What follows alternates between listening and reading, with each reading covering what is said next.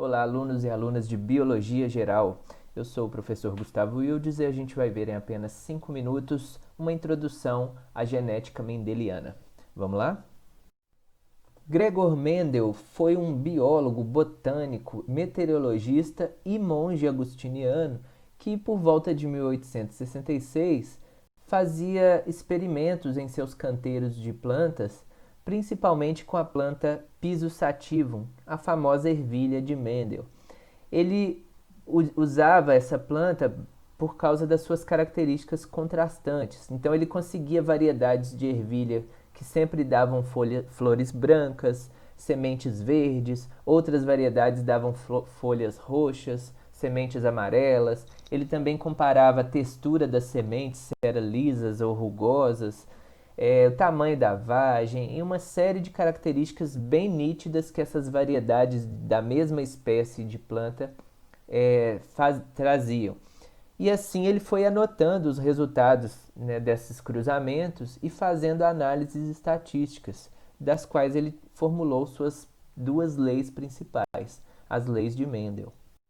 Para realizar seus experimentos, Mendel selecionava duas variedades de plantas com duas características contrastantes. Essas plantas ele chamava de puras, né? Então ele selecionava plantas puras verdes, né, que só davam sementes verdes, com ervilhas puras que sempre davam sementes amarelas. Ao fazer esse cruzamento, denominado de geração parental, os filhos desses indivíduos, né, que ele chamava também de geração F1, sempre nasciam com uma das duas características apenas. Nesse caso aqui do exemplo, 100% das ervilhas nascidas desse experimento, desse cruzamento, eram amarelas. Então ele chamou essa característica de dominante e a característica verde que desaparecia nesse primeiro momento de recessiva.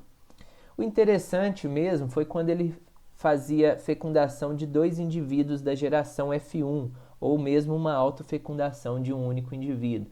E reparava que não importa quantas vezes ele fazia esse experimento, sempre dava essa proporção. 3 indivíduos com a característica dominante para um indivíduo com a característica recessiva que voltava a surgir na geração denominada F2. Mendel então percebeu que tratava-se de um princípio, né, e formulou sua primeira lei, que é o princípio da segregação dos caracteres, que fala sobre essa dominância e recessividade e como esses fatores se separam e voltam a se combinar nas gerações futuras.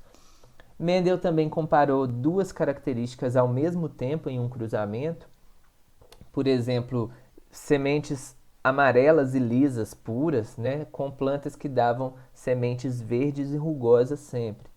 Fez o primeiro cruzamento da geração parental, obteve ali uma F1 100% com algumas dessas características, mas a surpresa mesmo veio na autofecundação da F1 e na observação das características da geração F2.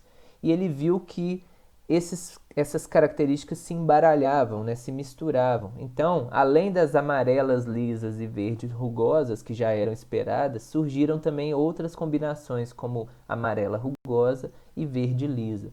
Mendel, então, formulou sua segunda lei, que fala dessa separação independente dessas características. Mesmo sem conhecer nada da genética moderna, Mendel contribuiu muito com seus experimentos. Hoje, a gente sabe que a tal segregação dos fatores que ele tanto falava ocorre durante a meiose, onde uma célula se divide em 4 no final do processo e 4 células filhas contendo aí metade do número de cromossomos, mas com uma mistura de genes de origem paterna e genes de origem materna, formando assim possibilidades infinitas de formação de novos indivíduos durante a fecundação, que é quando Mendel citava da tal recombinação dos fatores. Ele também falava muito nesses tais fatores, mas que hoje a gente sabe que são os genes alelos. Toda célula nossa, com exceção dos gametas, né, espermatozoide e óvulos, ela tem um conjunto de cromossomos cuja metade veio de origem paterna e a outra metade de origem materna. E eles se organizam em pares de cromossomos homólogos. Cada característica nossa de origem genética, né, ela tem pelo menos um par de genes que determinam essa característica.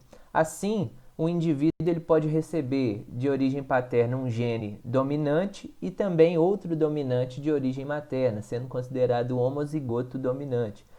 Pode receber um dominante do pai e um recessivo da mãe, se tornando aqui heterozigoto para essa característica. Ele pode receber ambos os genes alelos recessivos, sendo considerado então homozigoto recessivo.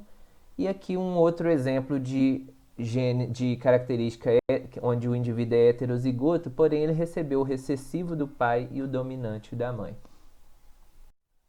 Se você curtiu esse vídeo, se achou ele útil ou interessante, clique no gostei, se inscreva no canal e ative o sininho para receber notificações de novos vídeos como esse.